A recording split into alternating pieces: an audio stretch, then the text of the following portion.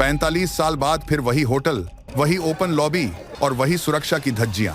जी हाँ, साल 1981 में इसी होटल के बाहर राष्ट्रपति रोनाल्ड रेगन को गोली मारी गई थी और अब इस बार निशाने पर थे डोनाल्ड ट्रंप। बड़ी खबर यह नहीं है कि जिस वक्त वाशिंगटन में गोलियां चल रही थीं, ठीक उसी वक्त अमेरिका और ईरान के बीच चल रही आखिरी पीस डील का दम घुट रहा था। दुनिया भर के न्यूज चैनल आपको सिर्फ एक हमलावर की कहानी सुना रहे हैं, लेकिन यह न्यूज सिर्फ एक अंतर्राष्ट्रीय भ्रमजाल है। हकीकत तो यह है कि यह हमला सिर्फ ट्रंप को मारने के लिए नहीं, बल्कि पूरी दुनिया को एक ऐसे परमाणु युद्ध की आग में धकेलने के लिए था जिसे कोई रोक नहीं पाता। अब सवाल यह नहीं है कि हमला कैसे हुआ, वह तो सबको पता है। सवाल यह है कि यह हमला उसी रात क्यों हुआ, और जो आदमी पकड़ा गया वह सच में अकेला था या वह किसी बड़े खेल का एक छोटा सा मोहरा था। इस डार्क साजिश की गहराई को समझने के लिए आपको उन 4 सवालों के जवाब जानने होंगे जिन्हें दबाने की पूरी कोशिश की जा रही है। पहला सवाल ईरान के बदले की आग का। 28 फरवरी को जब अमेरिका और इजरायल ने ईरान के सुप्रीम लीडर अली खामेनेई को मारा था, तभी से ईरान की IRGC ट्रंप के खात्मे का प्लान बना रही थी। मार्च 2026 में एक पाकिस्तानी मूल के अमेरिकी को ईरान की तरफ से ट्रंप की हत्या की साजिश में दोषी भी ठहराया गया था। तो सवाल यह है कि क्या कोल एलन भी उसी चेन का हिस्सा है? क्या यह हमला ईरान की उस रिवेंज लिस्ट का हिस्सा था जिसका इंतजार दुनिया पिछले 2 महीनों से कर रही थी? दूसरा सवाल टाइमिंग के खेल का। हमले से ठीक चंद घंटे पहले पाकिस्तान की राजधानी इस्लामाबाद में ईरान और अमेरिका के बीच चल रही गुप्त बातचीत अचानक फेल हो गई। ईरान के विदेश मंत्री बिना अमेरिका से मिले वहां से निकल गए। ट्रंप ने पोस्ट किया कि हमारे पास सारे पत्ते हैं, और कुछ ही घंटों बाद वाशिंगटन में गोलियां चली। क्या यह ईरान का वह मैसेज था कि बातचीत खत्म और अब असली जवाब आएगा? क्या यह एक ऐसा इत्तेफाक है जो बहुत ज्यादा परफेक्ट है इत्तेफाक होने के लिए? तीसरा सवाल मास्टरमाइंड की प्रोफाइल का। हमलावर कोल एलन कोई आम अपराधी नहीं है। वह एक वीडियो गेम डेवलपर और नासा का पूर्व फेलो रह चुका है। एक ऐसा जीनियस दिमाग जो तकनीक की बारीकियां समझता है। वह अचानक अपनी पूरी लाइफ बर्बाद करके वॉर कैबिनेट को उड़ाने क्यों पहुंच गया? क्या नासा के इस पूर्व फेलो का ब्रेन वॉश किसी डार्क वेब प्रोपेगेंडा के जरिए किया गया था, या फिर वह किसी बड़ी एजेंसी का स्लीपर सेल था? चौथा सवाल सबसे खौफनाक है, और वो है फॉल्स फ्लैग थ्योरी। क्या अमेरिका के ही डीप स्टेट ने जानबूझकर इस हमलावर को सुरक्षा घेरा तोड़ने दिया? क्या यह हमला इसलिए करवाया गया ताकि ट्रंप को जनता की सहानुभूति मिले और उन्हें ईरान पर परमाणु हमला करने का एक ठोस बहाना मिल जाए? क्या एक हमलावर को मोहरा बनाकर दुनिया को महायुद्ध की तरफ धकेला जा रहा है? इन सवालों के जवाब किसी टीवी डिबेट में नहीं मिलेंगे। इस खेल को डिकोड करने के लिए हमें उस पाकिस्तान के इस्लामाबाद के फेलियर और इनसाइड जॉब की थ्योरी को समझना होगा जिसने दुनिया को विनाश की कगार पर खड़ा कर दिया है। विनाश के इसी मुहाने पर खड़े होकर अगर आप सोच रहे हैं कि वह बंदूकधारी महज एक सिरफिरा था, तो आप बहुत बड़े धोखे में हैं। इस खौफनाक साजिश की असली जड़ें उस रात के कूटनीतिक घटनाक्रम में छिपी हैं। जैसे ही इस्लामाबाद में बातचीत टूटी, ईरान के विदेश मंत्री अब्बास अरागची ने अमेरिका के किसी भी दूत से मिलने से साफ इनकार कर दिया। वह सीधा ओमान के रास्ते रूस की तरफ मुड़ गए। यह कोई सामान्य बात नहीं थी, यह एक बहुत बड़ा डिप्लोमेटिक शिफ्ट था। रूस और ईरान का यह गठजोड़ दुनिया को यह बताने के लिए काफी था कि खेल अब कूटनीति के हाथों से निकल चुका है और युद्ध के मैदान में पहुंच गया है। यहीं पर रूस की खुफिया एजेंसियों की एक डार्क थ्योरी सामने आती है जिसे टाइम बाय थ्योरी कहा जाता है। रूस का मानना है कि अमेरिका कभी भी ईरान के साथ शांति समझौता नहीं चाहता था। ट्रंप प्रशासन पाकिस्तान को मोहरा बनाकर सिर्फ बातचीत का नाटक कर रहा था ताकि उन्हें वक्त मिल सके। यह वक्त अमेरिका को इसलिए चाहिए था ताकि उसकी सेना ईरान पर एक बहुत बड़े जमीनी हमले यानी लैंड इन्वेजन की पूरी तैयारी कर सके। जब ईरान को रूस के जरिए इस धोखे की भनक लगी, तो क्या उन्होंने इस हमले को रोकने के लिए सीधे अमेरिका की लीडरशिप को ही खत्म करने का फैसला किया? यहीं से IRGC के स्लीपर सेल का खौफनाक एंगल सामने आता है। यह थ्योरी हवाई नहीं है। याद कीजिए साल 2024 का वह केस जब आसिफ मर्चेंट नाम के एक आदमी को पकड़ा गया था। वह IRGC के इशारे पर अमेरिका के अंदर बड़े नेताओं की हत्या की साजिश रच रहा था। अमेरिका के अंदर ईरान का यह खुफिया नेटवर्क पहले से मौजूद है जो पैसों के लिए किसी का भी इस्तेमाल कर सकता है। अब कोल एलन की तरफ देखिए। FBI इस बात की गहराई से जांच कर रही है कि क्या इस पढ़े लिखे जीनियस को डार्क वेब के जरिए रेडिकलाइज किया गया था? क्या क्रिप्टो करेंसी के जरिए उसे इस खौफनाक हमले की फंडिंग की गई थी?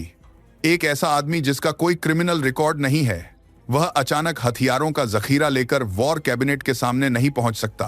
उसे किसी ने रास्ता दिखाया था। उसे किसी ने होटल के उस वीआईपी एरिया तक पहुंचने का पक्का ब्लूप्रिंट दिया था। और सबसे खौफनाक बात तो यह है कि अगर उस रात कोल एलन की गोली निशाने पर लग जाती तो दुनिया का नक्शा कैसा होता।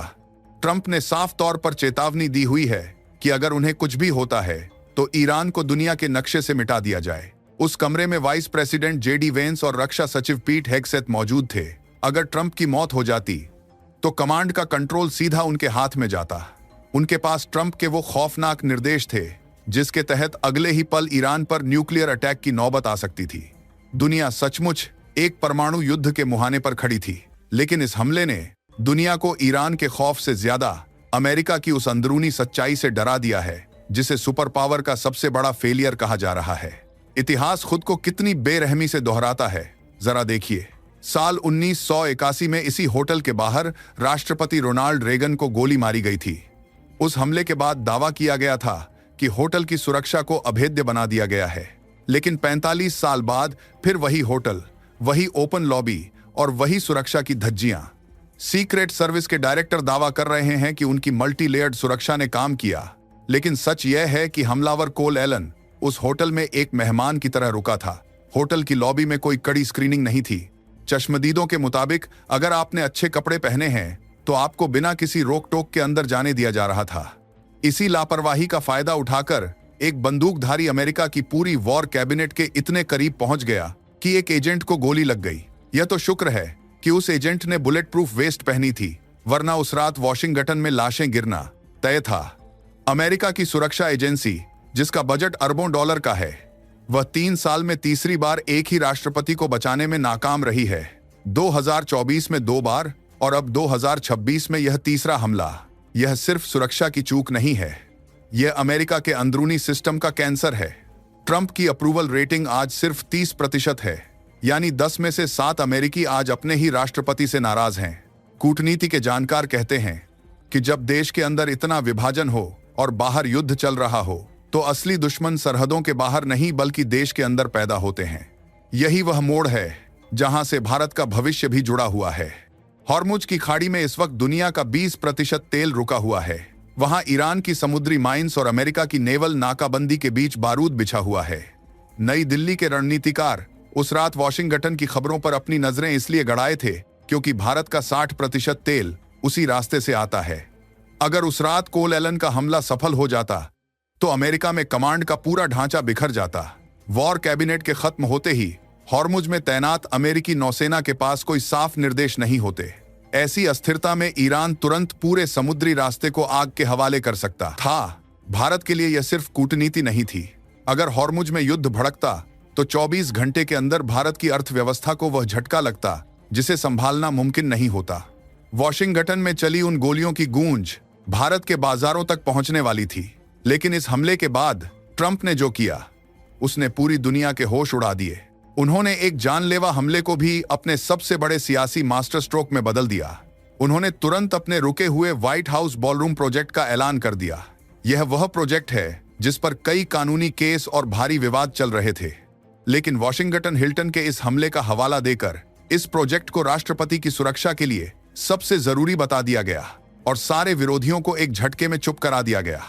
एक इतने बड़े क्राइसिस को रातों रात अपनी ताकत में बदल लेना ही ट्रंप का असली टैलेंट है। लेकिन यह सियासत का सिर्फ एक पहलू है। रूस की खुफिया एजेंसियां जिस टाइम बाय थ्योरी की बात कर रही थीं, वह अब एक खौफनाक सच में बदलती जा रही है। अगर ट्रंप पाकिस्तान में सिर्फ बातचीत का नाटक कर रहे थे तो वॉशिंगटन के इस हमले ने उन्हें वह परफेक्ट बहाना दे दिया है जिसका उन्हें और अमेरिकी सेना को इंतजार था। अब अमेरिका बिना किसी अंतर्राष्ट्रीय दबाव के ईरान पर एक बहुत बड़ा जमीनी हमला कर सकता है। क्या पता यही वह वजह हो जिसके लिए डीप स्टेट ने होटल की सुरक्षा में जानबूझकर ढील दी हो और एक सिरफिरे को अंदर घुसने दिया हो। यह साजिश कितनी गहरी है इसका फैसला सो अदालत में होगा जब FBI कोल एलन के डार्क वेब कनेक्शन और उसके बैंक खातों का कच्चा चिट्ठा खोलेगी। तभी पता चलेगा कि वह सच में अकेला था या किसी बहुत बड़े खेल का एक छोटा सा मोहरा। लेकिन इस पूरी घटना ने दुनिया के सामने 3 खौफनाक सच्चाइयां रख दी हैं जिन्हें आप चाहकर भी झुठला नहीं सकते। पहली सच्चाई, 28 फरवरी को अली खामेनेई मारा गया और ईरान ने बदले की कसम खाई। दूसरी सच्चाई 25 अप्रैल को पाकिस्तान में बातचीत टूटी और शांति का रास्ता बंद हो गया। और तीसरी सच्चाई, उसी रात वाशिंगटन में अमेरिका की पूरी वॉर कैबिनेट पर गोलियां चली। यह महज इत्तेफाक नहीं हो सकता।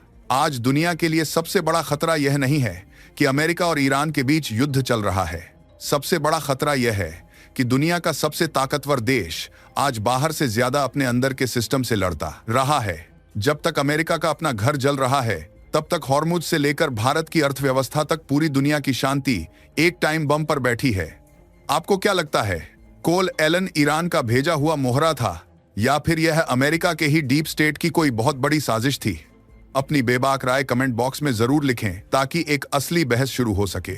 अगर आपको हमारा यह सीधा और खौफनाक कूटनीतिक विश्लेषण पसंद आया हो तो वीडियो को लाइक करें और हमारे साथ जुड़े रहें।